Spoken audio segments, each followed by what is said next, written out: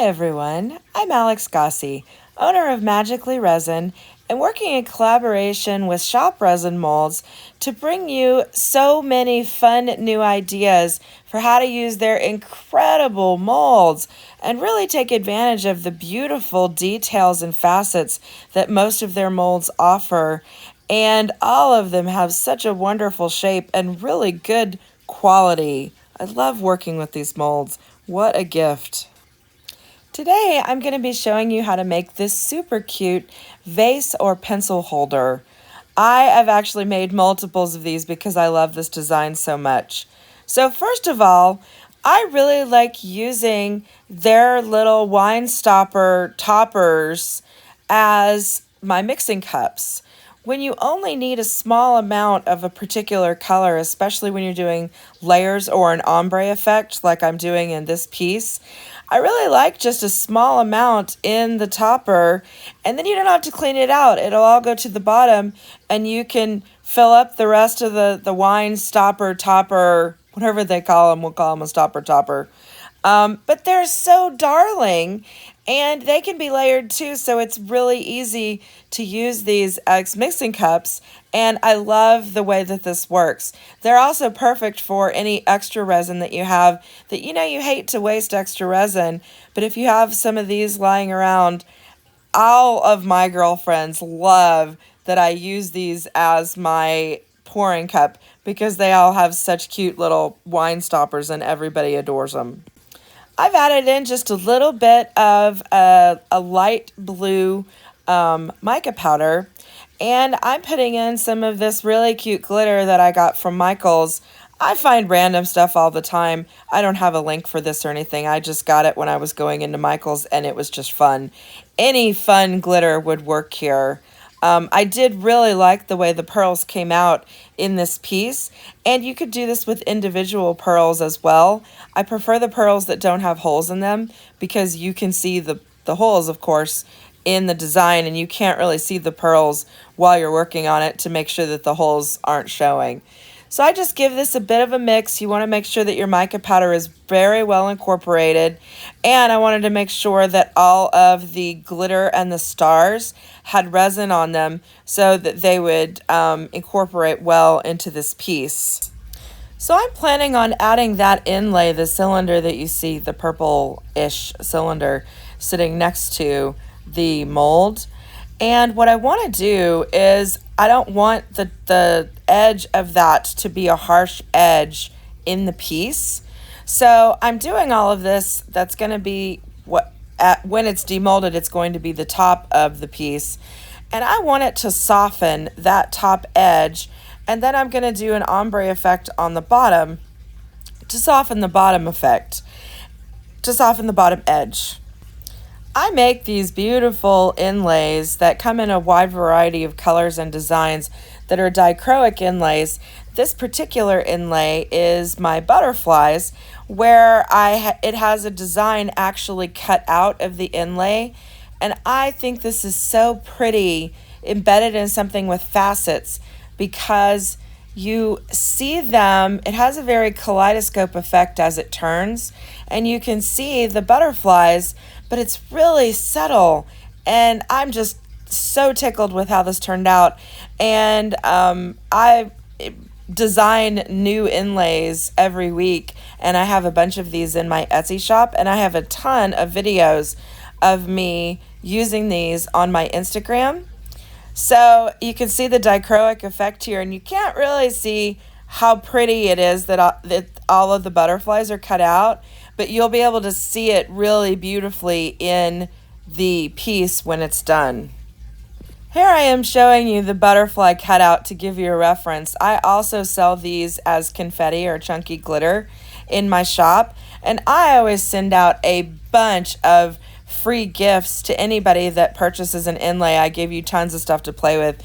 I love being a resin artist. I love supporting resin artists. So when you order something from my Etsy, I send out a ton of free stuff for you to play with.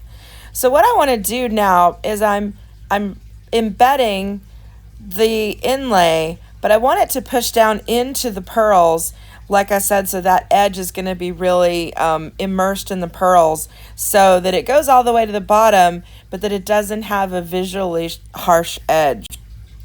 If you're interested in seeing more information about these inlays or seeing them used in other ways, feel free to follow me on Instagram. I am Magically Resin everywhere, but I do the lion's share of my posting on my Instagram.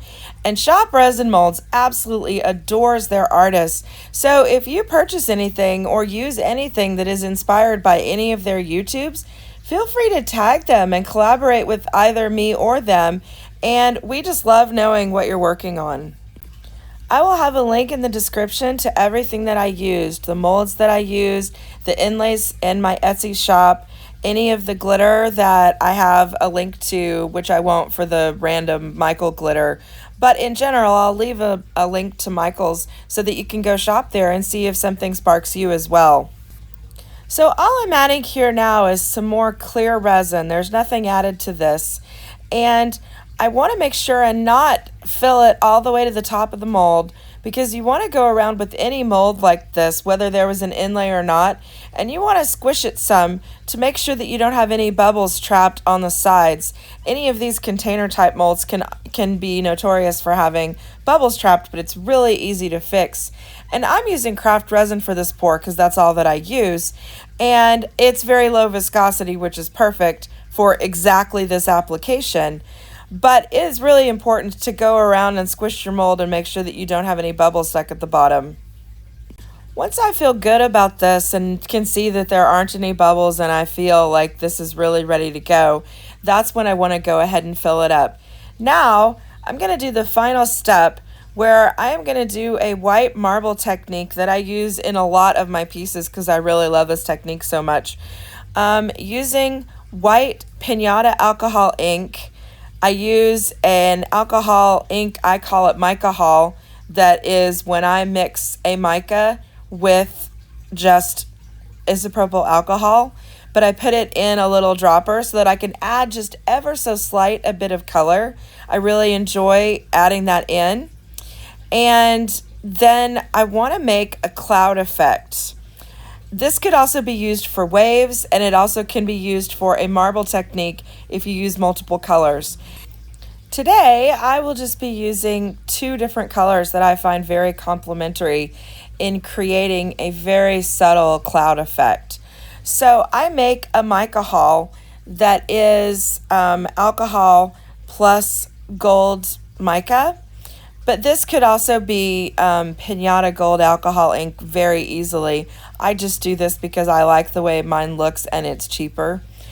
But gold Pinata would work perfectly. So you put in a couple drops of the gold, you put in a couple drops of the white Pinata, which I haven't found a better substitution for the white Pinata, so I just use that. It works so perfectly every time. And then I put in a couple drops of silicone oil, which is really the star of the show. Silicone oil plus clear resin plus one of these, either white, black, silver, or gold of alcohol ink, I find works the best for these techniques. And you can use a combination of them, and how much you mix it in determines how marbly it is. And also, if you're pouring it in something like this where there's a lot of ridges, it's going to make it much less defined. Also, I could have waited for the resin to thicken up some, and then it would stay more defined. But I didn't want that. I really just wanted a soft, cloudy effect. But if you can do this a bunch of different ways to get a bunch of different effects, and I've tried a lot of them on this channel, and I also make tutorials for craft resin. So there are a bunch of resources to watch me do this marble technique because I'm so fascinated with it, and it's endlessly useful and it is endlessly effective. You can do it in so many different ways to get so many different effects, and I really enjoy that. So now, very carefully, I'm going to go around and squish the mold just in case I got a little bit of bubbles in it. But also, I want the white and gold to fall down some, and the white is heavier, which you'll find as you play with it, that if you put it on something where it can fall down into the clear, it will. So the white's really fun to play with and create this cloud effect, and that's how I got, when you look at the piece at the end, the white looks like it's climbing up the sides, because here the white actually did fall because the resin was so fresh, and I wanted that. So this turned out exactly as I'd hoped it would. All of these things could be affected if you'd waited a little bit of time and let the resin, either the resin in the mold cure up a little bit, or the resin inside the cup before you mixed it cure up a little bit. All of those would have changed the way that these reacted to each other. The inlay is very light, so I want to make sure that it stays all the way at the bottom of the mold as it's curing, and I don't want to take a chance that it might get dislodged or float up. So I put something just a little bit heavy on top that's going to hold it in. And here's the final product. I am ecstatic with how this turned out. It is such a cute little piece. You can see the butterfly inlays perfectly. You can see that dichroic effect is so gorgeous, and it is really accentuated because of the facets of the design of the mold. So it was a perfect choice for this mold, and you can see how super cute those pearls turned out. I just really love how all of this worked out. I thank you so much for joining me today and spending your precious time with me. It is such a joy to bring these videos to you, and I would love to hear your comments, things that you're interested in, things you might want to see. So please be sure to subscribe, like, share, and comment.